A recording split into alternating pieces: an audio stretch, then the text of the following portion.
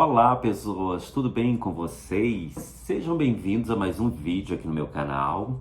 Segunda-feira agora é dia de vídeo sobre dicas, culturais. Sobre dicas para você.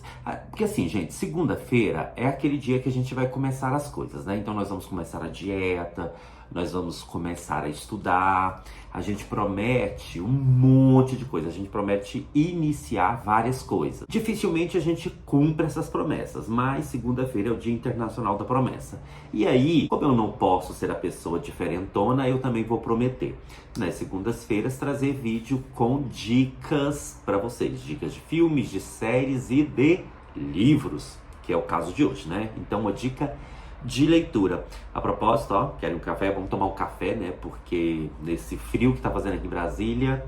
Mentira, gente, tá fazendo frio não, porque nunca faz frio em Brasília, né? Brasília, quando tá frio, tá 300 graus, então não tá.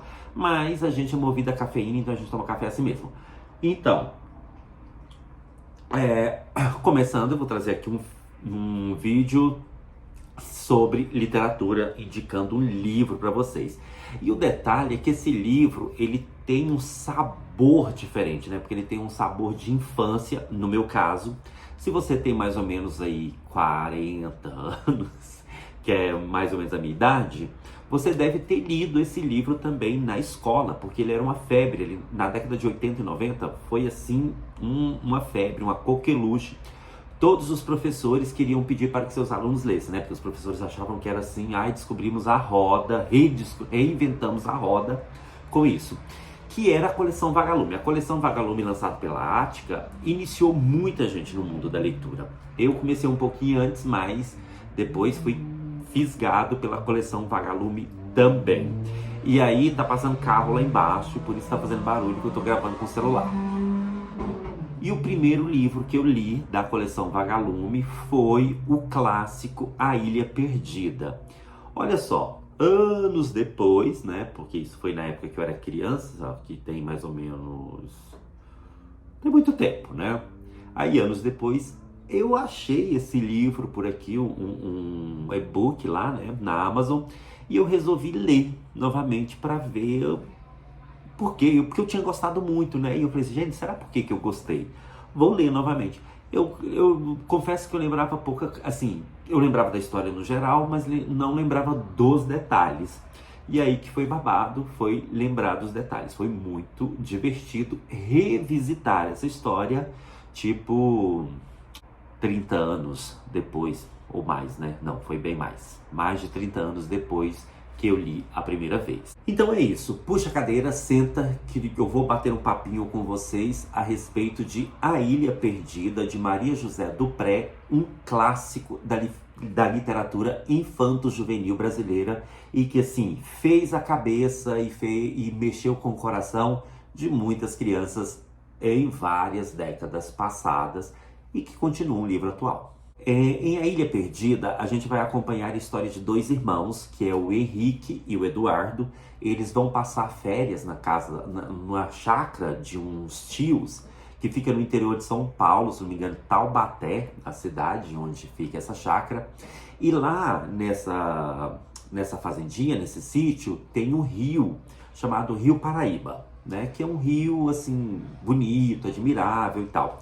Os meninos desses dois primos chegam lá e eles adoram ir para esse sítio porque eles amam meio que ficar investigando o que acontece ali ao redor, correndo, conhecendo a região, explorando a região ali da chácara.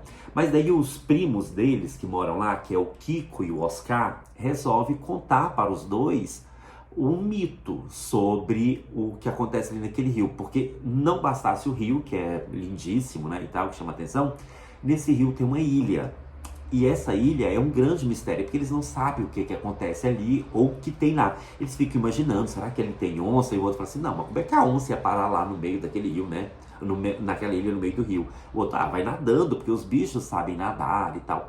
Aquelas coisas de infância. E tem muito mistério em torno dessa ilha. E o Kiko e o Oscar, eles alimentam mais a imaginação do Henrique e do Eduardo a respeito dessa ilha, contando várias histórias, dizendo que ali poderia morar uma pessoa misteriosa, um cara mau e tal. Enfim, eles acabam, sabe como é que é criança, né? Eles acabam colocando na cabeça dos dois algumas histórias que deixam esses meninos assim, meio curiosos, muito curiosos. Aí o foco deles muda. Ao invés de eles explorarem o sítio, como eles sempre fazem, eles colocam na cabeça que eles precisam ir para aquela ilha. Eles precisam arranjar uma canoa, eles têm que dar um jeito de ir naquela ilha de qualquer jeito, de qualquer forma. Até que um deles encontra uma canoa ali velha, e aí eles arquitetam um plano, que vamos combinar, gente, um plano assim bem bosta, né? Porque imagina, você planejar ir escondido para uma ilha no meio de um rio, com uma canoa velha, ou seja, todos os elementos para dar merda e sem contar ninguém. Então, se acontecesse alguma tragédia, ninguém ia saber onde você estava, né? Mas na cabeça deles, isso vai funcionar. Aí eles mentem ali para os tios, criam toda uma história que vão visitar um senhor ali próximo, um vizinho, de um sítio vizinho, e acabam indo para essa ilha. No início tudo parece muito bem, muito bom, até que vem um enchente e leva a canoa deles embora. Então eles ficam presos nessa tal ilha. E aí, povo, eles vão começar uma certa aventura. Enquanto um vai procurar um jeito de voltar para casa, o outro acaba sendo pego e capturado por um homem que realmente mora ali, que é uma espécie de ermitão, que é o Simão, que mora naquela ilha isolado de todo mundo. Ele não quer contato com a sociedade, e ele vive ali na companhia de um papagaio, tem uns macaquinhos e tal. E o garoto que fica lá sequestrado por ele acaba tentando de todas as formas escapar desse homem e tal, mas às vezes não dá certo. E a história praticamente toda gira em torno disso aí. Eles não sabem se vão poder voltar para o sítio dos tios, se eles vão conseguir escapar dali ou não. E é claro que eu não vou contar o resto da história, porque senão vai perder a graça, né? E vai estragar a experiência de vocês lerem. O fato é que, como eu disse, há muito tempo que eu não lembrava dessa história, né? Eu li quando era criança. E aí, relendo, eu descobri por que fez tanto sucesso. Porque a história é muito bem escrita, ela mexe com o imaginário infantil. Oi, bebê, tudo bem? Ela mexe com a nossa imaginação. Então, toda criança que lê A Ilha Perdida vai ficar criando mil e uma teorias. E apesar de ter sido escrito na década de 40, olha só, 1944, se não me falha a memória, o livro ainda é atual, porque ele traz muitas coisas bem atuais, como preservação do meio ambiente, essa questão ecológica, além, é claro, de falar de responsabilidade, né? Porque, pensa bem, você fazer arquitetar um plano desse sem avisar ninguém, imagina o que poderia acontecer, imagina o final como poderia ser. E esse livro, na época que a gente leu, os professores falavam disso, servia para esse alerta também. Olha, não esconda as coisas, não mintam, porque a mentira tem perna curta, sabe? Bem lição de moral mesmo. Então, ao terminar a leitura, eu vi que realmente o livro continua muito bom, não foi um livro que envelheceu mal, é um livro que vale a pena. Se você já leu, releia, revisite. Se você ainda não leu, leia. É curtinho, tipo assim, tem edição que tem 160 páginas, 150 e poucas páginas, então você vai ler rapidinho. E se você tem mais ou menos a minha idade, eu acho que seria legal você indicar para os seus filhos, netos, né, para que eles lessem também. É uma boa porta para iniciar a sua vida na literatura. E é uma literatura infanto-juvenil com sabor de aventura. Então vale muito a pena. E é isso, gente. Então esse foi o primeiro vídeo da segunda-feira com Fica a Dica.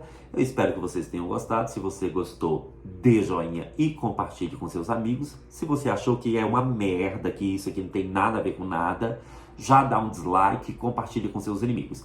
Se inscreva aqui e volte mais vezes. E só para lembrar que nas quartas-feiras geralmente tem vídeo nostálgico contando a história da televisão brasileira, e na sexta ou no sábado tem um vídeo falando do mundo das celebridades. Então é isso. A gente se vê a qualquer momento. Tchau, fui.